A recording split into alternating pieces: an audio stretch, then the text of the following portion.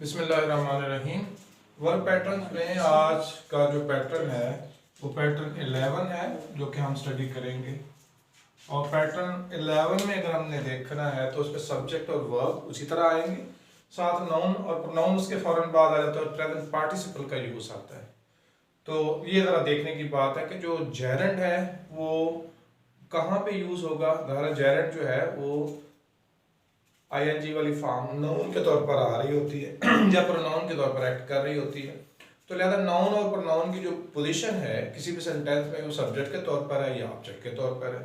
तो यहाँ पे आप देखेंगे कि वंस अगेन आईएनजी वाली फॉर्म प्रेजेंट पार्टिसिपल भी होती है।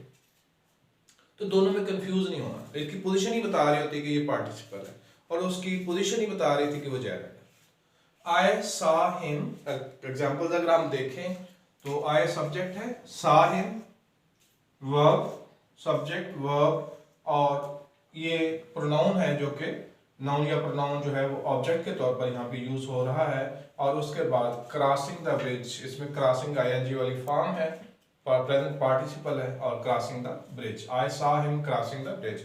तो ज्यादा यहाँ पार्टिसिपल के तौर पर ये यूज हो रही है, ये ऑब्जेक्ट ऑफ पार्टिसिपल है। We smell subject, smell verb, something burning, हमें कोई चीज जलती हुई महसूस हो रही है।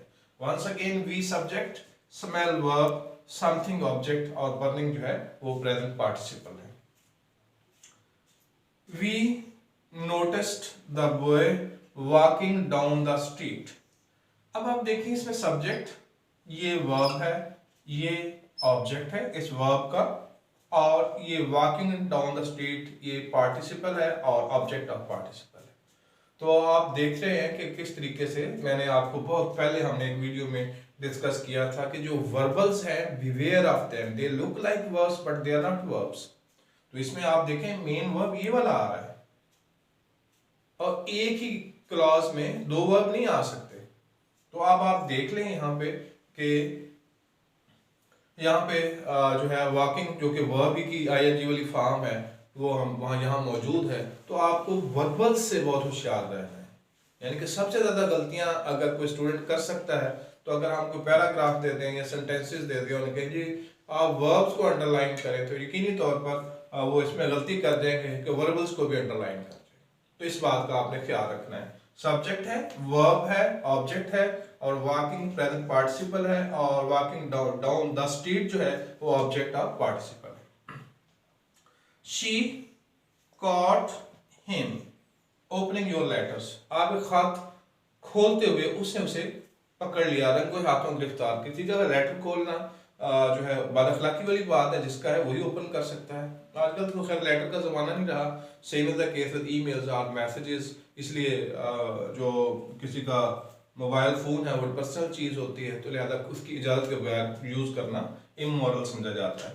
She cot him opening your letters, she subject है, कॉट वर्ब है, हिम नाउन और प्रोनाउन है, ओपनिंग वंस अगेन यहाँ पे प्रेजेंट पार्टिसिपल है और लेटर्स जो है ये योर लेटर्स जो है यहाँ पे ये ऑब्जेक्ट ऑफ पार्टिसिपल है। नेक्स्ट एग्जांपल में देखें, they found him playing cards, यानी जब वहां गए तो देखा कि वो बैठा कार्ड खेल रहा है। तो they found him, they subject, found verb, him noun या प्रोनाउन, यही कहा था कि इसके बाद ये आएगा। और प्लेइंग कार्ड्स में प्लेइंग प्रेजेंट पार्टिसिपल है और cards object of the participle है। इसी तरीके से नेक्स्ट एग्जांपल में अगर हम देखें, they kept the fire burning, यानी उन्होंने आग को हर सूरत जलते हुए रखा।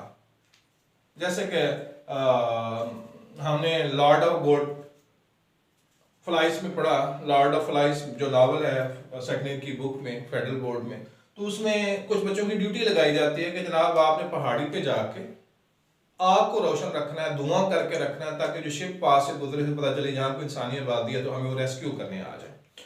तो लिहाजा उनकी ड्यूटी होती है, अगरचे फर्स्ट अटेम्प्ट में उस ड्यूटी में फेल हो जाते हैं। तो लिहाजा ये सेंटेंस अगर वहां लिखा हुआ हो तो हम बिल्कुल सिचुएशन समझ सकते हैं। They kept the fire burning, उन्होंने आग को जलते हुए रखा, यानी उनकी ड्यूटी थी आग जलाने की और आग को उन्होंने जलते हुए रखा।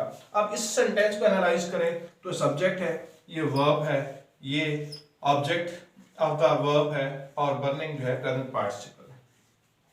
अब एक सेंटेंस मैंने यहाँ पे इंसर्ट ऐसा किया हुआ है जिसका सब्जेक्ट ही नहीं है, तो वो कौन सा हो सकता है? इंपेरेटिव सेंटेंस हो सकता है। तो इंपेरेटिव सेंटेंस होते हैं जिनमें सब्जेक्ट अंडरस्टूड होता है और ये रिक्वेस्ट की जा रही है प्लीज स्टार्ट, वर्ब से हो रहा है जी स्टार्ट ये sentence, please start the clock going, मेहरबानी करके क्लॉक बंद है और इसको जो है आप दोबारा इनिशिएट करवा दीजिए, दोबारा स्टार्ट कर दीजिए, ये कहने के लिए रिक्वेस्ट की जा रही है। तो इसमें आप देखिए सब्जेक्ट नहीं होता, सब्जेक्ट अंडरस्टूड होता है जो इंपेरेटिव सेंटेंस है।